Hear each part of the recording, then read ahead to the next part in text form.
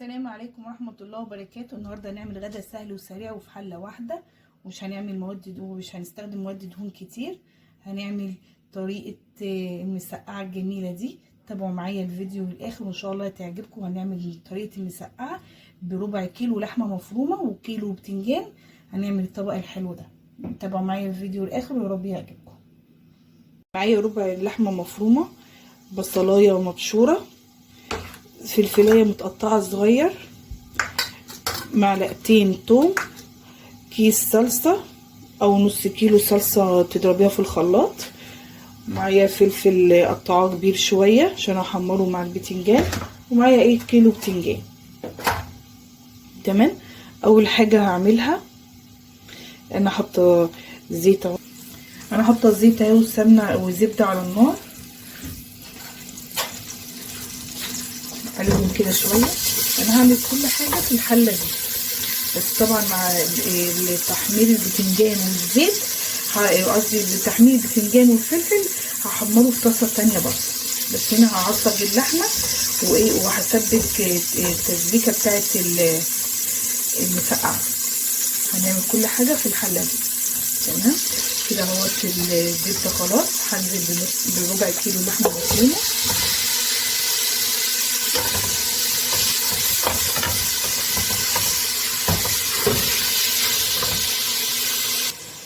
انا مقطعه البتنجان انا مقشراه ومقطعاه، ورش عليه رشه ملح وسايباه يصفي ينزل كل الميه اللي فيه في الطبق تاني او في صينيه تانية.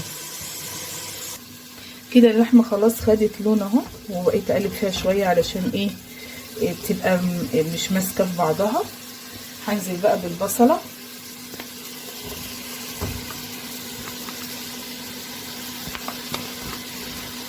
واديها برضك تقليبه. بعد ما خلاص البصلايه دي بلتهيت مع اللحمه، انا مش هنزل بقى بالفلفل، انا هنزل بالثوم عشان صلصه المسقعه بتحب الثوم. انا هنزل بالثوم كده واديله تشريحه.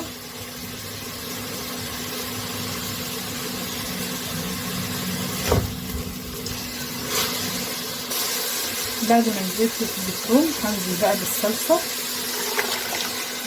ممكن تحطي معلقه صلصه غير اللي هي صلصه غير الطماطم اللي هي مضروبه في الخلاط دي، واديها تقليبه حلوه قوي.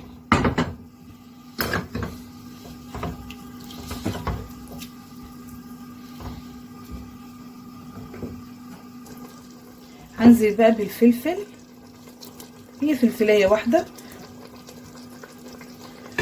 عشان تدي نفس حلو كده للمسقعه، غير الفلفل اللي انا هحمره مع البتنجان. وممكن تستغني عن الفلفلايه دي والفلفلايه اللي انت هتحمريها مع البتنجان.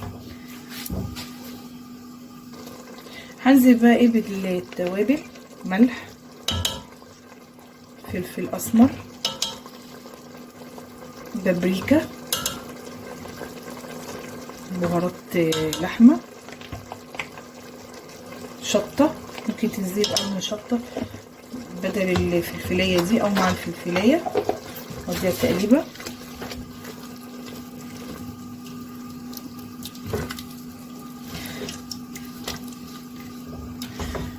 واحط كمون،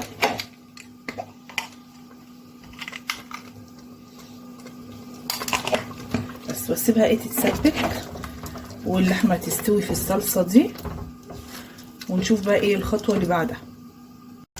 دلوقتي بقى هحمر بقى البتنجان بعد ما سبته شويه لحد ما ينزل ميته. احطه كده على النار واحمر البتنجان. انا حمرت البتنجان وحمرت الفلفل، واديت اللحمه المفرومه. صلي على محمد، صلي على محمد، صلي على محمد. اهي خلاص بقى البتنجان خلاص انا حمرته هو والفلفل. هنزل بقى عليه على اللحمه المفرومه والصلصه. هنزل بس الاول بشويه شوربه، انا عندي شويه شوربه لحمه.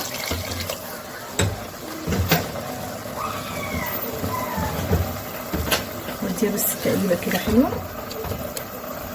بسم الله الرحمن الرحيم. تدي بس غلوه بسيطه اول ما تدي غلوه هنزل بالبتنجان والفلفل. كده بقى هنزل بالبتنجان اللي انا حمرته، بسم الله الرحمن الرحيم، وهنزل كمان بالفلفل، بديها تقليبه حلوه كده بالراحه عشان ايه البتنجان ما يتهراش معايا.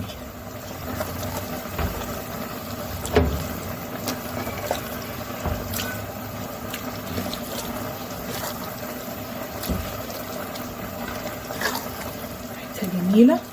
بس كده هسيبها بقى تاخد من التتبيله اللي هي تعصيقه اللحمه والصلصه، هسيبها تاخد غلوه كده بسيطه وتشرب شويه من الصوص اللي هو في الصلصه ده، واطفي عليها، سيبها شويه وارجع لها.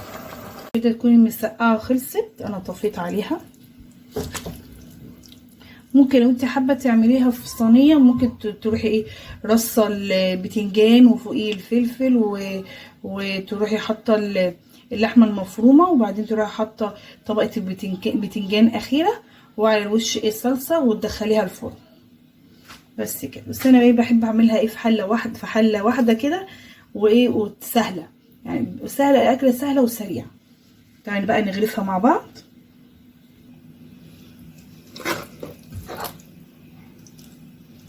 طبق بقى مسقعه جميل يستاهل بقكم. شايفين الجمال والحلاوه دي؟ بسم الله ما شاء الله. محتاره تعملي غدا ايه، اكله في اليوم، عايزه تزودي وتبقى يومين، اللي انت عايزاه خالص، بس اكله سهله وسريعه وفي حله واحده نعمل كل المكونات، مش هنعمل فيها دهون كتير. عشان كده انا قلت ايه نعملها في حله واحده، اعصج اللحمه واسبك الطماطم كله، يبقى ايه ماده دهنيه واحده اللي هي معلقه السمنه ومعلقه الزبده ومعلقه الزيت. ممكن تعمليها بزيت بس. وصفينا طبعا البتنجان كويس قوي من الزيت بتاعه، وما خدش في الزيت معانا ولا فيها مواد دهون كتير. وبكده يكون الفيديو بتاعنا خلص. وكانت معكم ايمان هلال، والسلام عليكم ورحمه الله وبركاته.